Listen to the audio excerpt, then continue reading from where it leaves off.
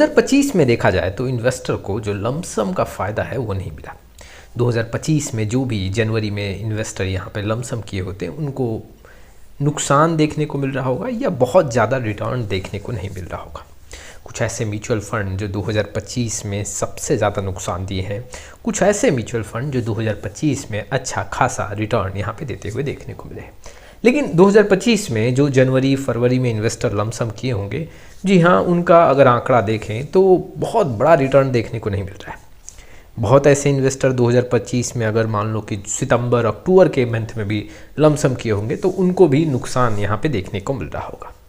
लेकिन जो SIP करके चल रहे हैं उनका हो सकता है नुकसान कम हो, लमसम के कंपेरिजन अगर देखें तो नुकसान कम देखने को मिल रहा हो। आज के वीडियो में हम जानेंगे कि आखिर 2025 में लमसम रिटर्न का आंकड़ा कैसा देखने को मिला है, कैसे म्यूचुअल फंड का नुकसान सबसे ज़्यादा देखने को मिला और कैसे म्यूचुअल फंड यहाँ पे अच्छे फिगर में रिटर्न दे रहे हैं। हालांकि देखो 2025 में रिटर्न कुछ खास नहीं बना है अगर मैं सिर्फ इक्विटी ओरिएंटेड स्कीम्स की बात करूँ तो। चलिए शुरुआत करते हैं। लेकिन आप में से बहुत ऐसे इन्वेस्टर हैं जिनको पोर्टफोलियो रिव्यू और डिज़ाइन को लेकर प्रॉब्लम है, डिस्क्रिप्शन बॉक्स में आए डिटेल चेक करें और व्हाट्सअप नंबर के थ्रू हमारे साथ जुड़ सकते हैं। 2025 में देखा जाए तो बहुत ऐसे फंड हैं जो नुकसान के मामले में करीबन 20 से 21% का नुकसान चुके हैं और कुछ एक ऐसे फंड भी हैं जहां पे प्रॉफिट के मामले में 14 से 15% का 2025 में रिटर्न बनता हुआ देखने को मिल रहा है। मैं सिर्फ 2025 की बात कर रहा हूं, जनवरी 1 2025 से लेके अब तक के डेटा की बात कर रहा हूं। चलिए शुरुआत करते हैं। सबसे पहले कुछ वैसे म्यूचुअल फंड जो सबसे ज़्यादा नुकसान दे रहे हैं। देखो ठीक आपके सामने आंकड़ा है, Samco flexi cap mutual fund यहाँ पे करीबन 20 से 21% का नुकसान शो कर रहा है। जी हाँ, 1 जनवरी से 2025 से लेकर अब तक का ये डेटा है। LIC mutual fund small cap fund की बात करूँ तो 16 से 17% का यहाँ पे नुकसान है। Motilal Oswal ELSS tax saver fund में 12 से 13% का नुकसान है। मोतीलाल ओसवाल मिड कैप यहाँ पे 11 से 12% का नेगेटिव रिटर्न शो कर रहा है।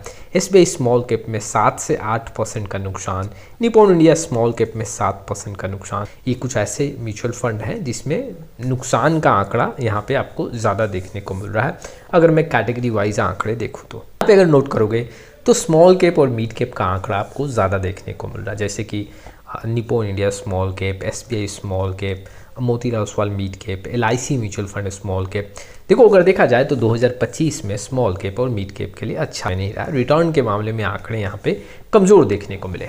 लेकिन ठीक इसके अपोजिट कुछ म्यूचुअल फंड ने परफॉर्म भी किया है।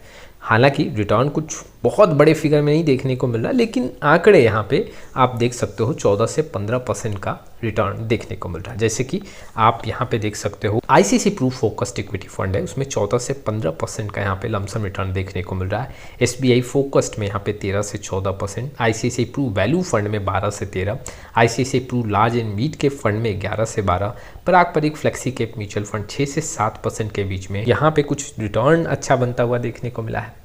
देखो 2025 में जो भी इन्वेस्टर लमसम किए होंगे और अगर समय का सही चुनाव नहीं किए होंगे तो एग्जैक्टली उनको नुकसान अभी देखने को मिल रहा होगा। लेकिन जो इन्वेस्टर फरवरी या मार्च के आसपास में लमसम किए होंगे उनको यहाँ पे फ़ायदा देखने को मिल रहा होगा।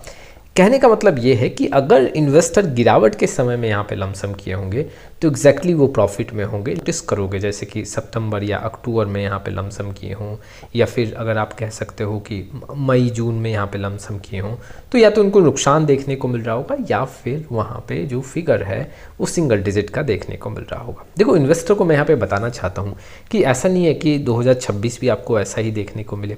मार्केट कई बार कंसोल होता है, मार्केट कई बार पैसा बना के नहीं देता है और जिस समय मार्केट पैसा नहीं बना के दे रहा उस समय आपको अपने इन्वेस्टमेंट को कंटिन्यू करना होता है, क्योंकि आने वाले 1 साल 2 साल में एक अच्छा मूवमेंट देखने को मिल सकता है। फिलहाल जो है अभी इक्विटी ओरिएंटेड स्कीम्स का कुछ अच्छा रिजल्ट बनता हुआ नहीं देखने को मिल रहा है।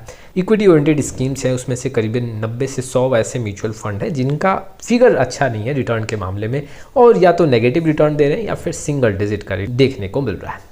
इन्वेस्टर को मायूस नहीं होना चाहिए, आने वाले समय में रिटर्न अच्छा देखने को मिल सकता है और मैं चाहता हूं कि आप अपने SIP को कंटिन्यू करो और लमसम आप गिरावट पे ही करो, इंतज़ार करो। ऐसा नहीं कि 1% मार्केट टूटे तो हम लमसम कर देंगे, अपने हाई से कितना टूटा हुआ है एग्जैक्टली उसको कंसीडर करके हम लमसम करेंगे। तो ये कुछ इन्फॉर्मेशंस थे जो इन्वेस्टर के लिए इंपॉर्टेंट थे। आपका क्या राय है इस वीडियो को लेकर कमेंट बॉक्स में जरूर आए। फिर मिलेंगे एक नए वीडियो के साथ, तब तक के लिए जय हिंद जय भारत।